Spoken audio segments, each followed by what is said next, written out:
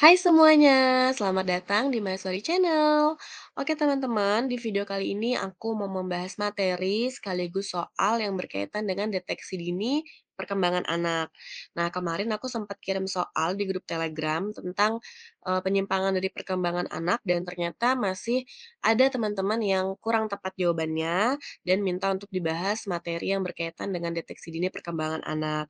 Oke, sebelum kita masuk ke materinya, untuk teman-teman jangan lupa subscribe channel ini, kemudian like, comment, dan share. Kita langsung aja masuk ke pembahasan materinya. Jenis deteksi dini pertumbuhan dan perkembangan. Jadi teman-teman, untuk deteksi dini pertumbuhan dan perkembangan itu adalah suatu upaya atau kegiatan untuk menemukan secara dini adanya penyimpangan atau keterlambatan pada balita dan anak prasekolah. Nah, untuk jenis-jenisnya sendiri itu ada tiga, yaitu yang pertama, deteksi dini penyimpangan pertumbuhan. Biasanya deteksi dini penyimpangan pertumbuhan ini dilakukan untuk menemukan status gizi kurang atau buruk serta mikro dan makrosefali. Untuk jenis instrumen yang digunakan itu ada dua, yaitu berat badan menurut tinggi badan anak, kemudian pengukuran lingkar kepala anak atau LKA. Nah, selanjutnya ada deteksi dini penyimpangan perkembangan. Deteksi dini penyimpangan perkembangan ini untuk menemukan adanya keterlambatan pada perkembangan anak, kemudian gangguan daya lihat, gangguan daya dengar. Nah, instrumennya itu ada kuesioner pra-screening perkembangan atau KPSP, kemudian tes daya lihat atau TDL, tes daya dengar atau TDD, dan Denver Development Skinning Test atau DDST. Yang ketiga, deteksi dini penyimpangan mental emosional. Biasanya ini untuk menilai secara dini adanya penyimpangan mental emosional, autis, kemudian hiperaktivitas, serta gangguan pemusatan perhatian. Jenis instrumennya ada kuesioner masalah mental emosional atau KMME, checklist for autism in toddler atau CHAT, dan gangguan pemusatan perhatian dan hiperaktivitas atau GPPH. Nah, kali ini yang akan kita bahas itu adalah deteksi dini penyimpangan perkembangan yang meliputi kuesioner pra-screening perkembangan atau KPSP, TDL, TDD, dan DDST. Oke, langsung aja. Yang pertama, kuesioner pra-screening perkembangan atau KPSP itu biasanya adalah screening pendahuluan untuk anak usia 0 sampai 72 bulan. Biasanya berupa daftar pertanyaan yang ditujukan kepada orang tua. Untuk pemeriksaan ini bisa dilakukan oleh tenaga kesehatan serta guru TK atau PAUD yang terlatih. Alat yang digunakan yaitu formulir KPSP sesuai umur, pensil, kertas, bola sebesar bola tenis, kerincingan, kubus berukuran 2,5 cm sebanyak 8 buah, kismis, kacang tanah, dan potongan biskuit. Nah, untuk usia ditetapkan menurut tahun dan bulan. Kelebihan 16 hari dibulatkan menjadi 1 bulan. Jadi misalkan anaknya itu usianya 2 tahun 20 hari. Nah, berarti dibulatkan menjadi 2 tahun 1 bulan. Nah, seperti itu. Kemudian caranya, anaknya harus dibawa untuk melakukan pemeriksaan, kemudian menentukan umur anak, memilih KPSP sesuai umur anak untuk formulirnya, kemudian daftar pertanyaan KPSP berjumlah 10 nomor yang dibagi menjadi dua, yaitu pertanyaan yang harus dijawab orang tua atau pengasuh, dan perintah yang harus dilakukan sesuai dengan pertanyaan KPSP. Jelaskan kepada orang tua agar tidak ragu-ragu atau takut menjawab. Kemudian tanyakan pertanyaan secara berurutan, satu persatu. Setiap pertanyaan hanya ada satu jawaban ya atau tidak. Dan teliti kembali apakah semua pertanyaan telah dijawab. Untuk interpretasi hasil dari KPSP, bila jawaban ya berjumlah 9 sampai 10, berarti perkembangan anak normal sesuai perkembangan. Kemudian, bila jawaban ya berjumlah 7 sampai 8, perkembangan anak meragukan yang artinya perlu dilakukan pemeriksaan ulang 2 minggu kemudian. Kemudian bila jawaban ya berjumlah 6 atau kurang, maka kemungkinan ada penyimpangan dan anak perlu dirujuk ke rumah sakit untuk pemeriksaan lebih lanjut. Nah, ini salah satu contoh dari formulir KPSP pada anak umur 72 bulan. Jadi ada pertanyaan yang memang hanya dijawab ya dan tidak. Lanjut, ada tes daya lihat atau TDL. Nah, TDL ini untuk memeriksa ketajaman daya lihat serta kelainan mata pada anak yang berusia 3 sampai 6 tahun dan dilakukan setiap 6 bulan. Caranya, pilih ruangan dengan penyinaran yang baik, bersih, dan tenang. Gantungkan kartu E setinggi mata anak posisi duduk. Letakkan sebuah kursi sejauh 3 meter dari kartu E untuk duduk anak. Pemeriksa memberikan kartu E kepada anak. Latih anak dalam mengarahkan kartu E menghadap ke atas, bawah, kiri, dan kanan sesuai yang ditunjuk pada poster E oleh pemeriksa. Dengan alat penunjuk, tunjuk huruf E pada poster. Satu persatu mulai baris pertama huruf E berukuran paling besar sampai baris keempat atau baris E terkecil yang masih dapat dilihat. Puji anak jika bisa mencocokkan posisi kartu E yang dipegangnya dengan huruf pada kartu E pada poster. Kemudian ulangi pemeriksaan tersebut pada mata satunya dengan cara yang sama. Nah, untuk interpretasi hasil dari tes daya lihat, secara normal, anak dapat melihat huruf E pada baris ketiga. Apabila pada baris ketiga anak tidak dapat melihat, maka perlu dirujuk untuk mendapatkan pemeriksaan lebih lanjut. Selain tes daya lihat, anak juga perlu diperiksakan kesehatan matanya. Perlu ditanyakan dan diperiksa adakah hal sebagai berikut. Keluhan seperti mata gatal, panas, penglihatan kabur atau pusing, perilaku seperti sering menggosok mata, membaca terlalu dekat, sering mengkedip-kedipkan mata, kelainan mata seperti bercak bitot, juling, mata merah, dan keluar air. Nah, untuk intervensinya, apabila ditemukan satu kelainan atau lebih pada mata anak, maka datang lagi untuk pemeriksaan ulang.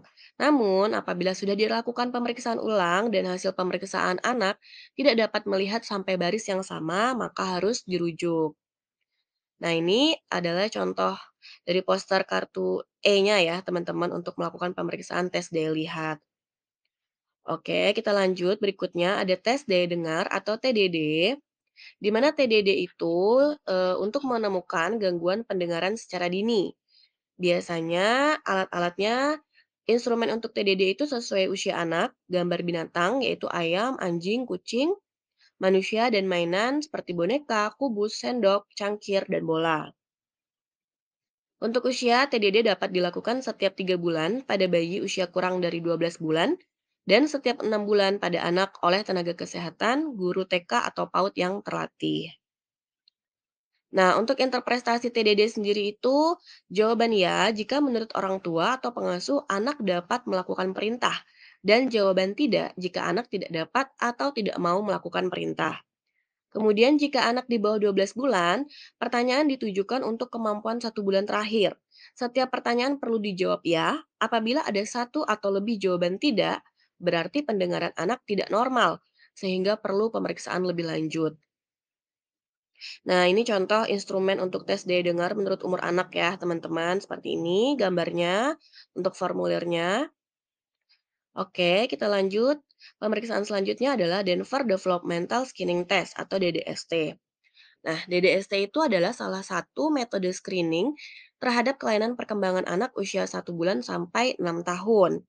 Alatnya meja tulis dengan kursinya dan matras, gulungan benang wol merah diameter 10 cm, kismis, kerincingan dengan gagang yang kecil, 10 buah kubus berwarna 2,5 kali 2,5 cm, botol kaca kecil dengan diameter lubang 1,5 cm, bel kecil, bola tenis, pensil merah, boneka kecil dengan botol susu, cangkir plastik dengan gagang atau pegangan, dan kertas kosong. Nah, ini ya teman-teman bentuk formulir untuk pemeriksaan DDST ini formulir Denver 2. Jadi, di sini nantinya pemeriksaan ini akan disesuaikan dengan umur anak ya teman-teman. Jadi ada garis yang menunjukkan usia anak. Garis yang menunjukkan usia anak ini nantinya, akan ditarik garis ke bawah. Nah, untuk pembahasan formulir Denver 2 atau untuk pemeriksaan DDST ini sendiri, nanti saya akan bahas, di video lain. Lebih tepatnya fokus kepada pembahasan DDST ini. Jadi dalam bentuk coret-coretan formulirnya ini supaya teman-teman juga bisa lebih paham. Karena kalau hanya dijelaskan dengan kata-kata seperti ini, sulit untuk kita memahami seperti apa sih maksudnya pemeriksaan ini gitu ya. Di next video saya bakalan bikin video tentang DDST ini. Nah, ini tampilan depan dari formulir Denver 2, kalau ini tampilan belakangnya ya, teman-teman. Nah, untuk interpretasi DDST, dikatakan lebih atau advance bila mana lulus atau lewat pada uji coba di sebelah kanan garis umur. Normal, bila gagal atau menolak melakukan tugas perkembangan di sebelah kanan garis umur. Atau lulus lulus P atau gagal F, menolak R pada tugas perkembangan di mana garis umur terletak antara persentil 25 sampai 75. Kemudian caution atau peringatan, gagal atau menolak tugas perkembangan di persentil 75 sampai 90. Delay atau keterlambatan, gagal atau menolak terletak lengkap di sebelah kiri garis umur. No opportunity atau tidak ada kesempatan dari laporan orang tua, anak tidak ada kesempatan melakukan, hasil tidak masuk dalam kesimpulan. Biasanya ini karena adanya eh, hambatan pada saat melakukan pemeriksaan. Nah, kemudian langkah untuk pengambilan keputusan dari DDST ini sendiri dikatakan normal jika tidak ada keterlambatan atau minimal paling banyak satu caution, lakukan ulangan pada kontrol berikutnya. Kedua, suspek ada lebih dari dua caution dan atau lebih dari satu keterlambatan. Lakukan uji ulang dalam 1 sampai 2 minggu. Yang ketiga, untestable atau tidak dapat diuji, ada skor menolak pada lebih dari satu uji coba di sebelah kiri garis umur, kemudian uji ulang 1 sampai 2 minggu. Dan abnormal bila didapatkan dua atau lebih keterlambatan pada dua sektor atau lebih, bila dalam satu sektor didapatkan dua atau lebih keterlambatan ditambah satu sektor atau lebih dengan satu keterlambatan, dan pada sektor tersebut tidak ada yang lulus pada kotak yang terpotong garis usia. Nah, inilah kenapa tadi saya bilang, saya akan buat satu video khusus untuk pembahasan DDST ini sendiri dalam bentuk coret-coretan formulirnya, karena kalau hanya dijelaskan secara teori ini mungkin akan sangat sulit memahami kenapa bisa dikatakan normal, kenapa suspek, itu yang seperti apa. Jadi untuk teman-teman ditunggu untuk next videonya ya. Nah, kemudian kita masuk ke pembahasan untuk latihan soal. Oke, kita masuk ke latihan soal yang nomor 1. Seorang ibu membawa anaknya untuk melakukan pemeriksaan tumbuh kembang. Saat ini, pemeriksa melakukan pemeriksaan dengan meletakkan sebuah kursi sejauh 3 meter dari kartu E untuk duduk anak. Pemeriksaan apakah yang tengah dilakukan tersebut? A. TDD, B. DDST, C. KMME, D. TDL, E. KPSP. Oke ya, teman-teman kita tahu pemeriksaan yang menggunakan kartu E itu adalah pemeriksaan untuk melihat daya lihat. Berarti nomor satu jawaban yang tepatnya itu adalah yang D, TDL. Nomor 2, seorang ibu membawa anaknya ke puskesmas untuk melakukan pemeriksaan tumbuh kembang. Setelah dilakukan pemeriksaan KPSP, didapatkan hasil jawaban iya berjumlah 7. Apakah hasil dari pemeriksaan tersebut? A. Perkembangan anak normal. B. Kemungkinan ada penyimpangan. C. Perkembangan anak sesuai umur. D. Perkembangan anak meragukan. E. Anak perlu dirujuk untuk pemeriksaan lanjutan. Nah, di sini pemeriksaan KPSP ya, di mana ada interpretasi untuk hasil dari pemeriksaan KPSP. Nah, ini interpretasinya kalau jawabannya 9 sampai 10 normal, kemudian kalau iyanya berjumlah 7 sampai 8, perkembangan anak meragukan, perlu pemeriksaan ulang 2 minggu kemudian. Bila jawaban iya berjumlah 6 atau kurang, kemungkinan ada penyimpangan dan anak perlu dirujuk ke rumah sakit untuk pemeriksaan lebih lanjut. Nah, berarti nomor 2 jawaban yang tepat adalah yang D, perkembangan anak meragukan karena jumlahnya 7. Kita lanjut nomor 3.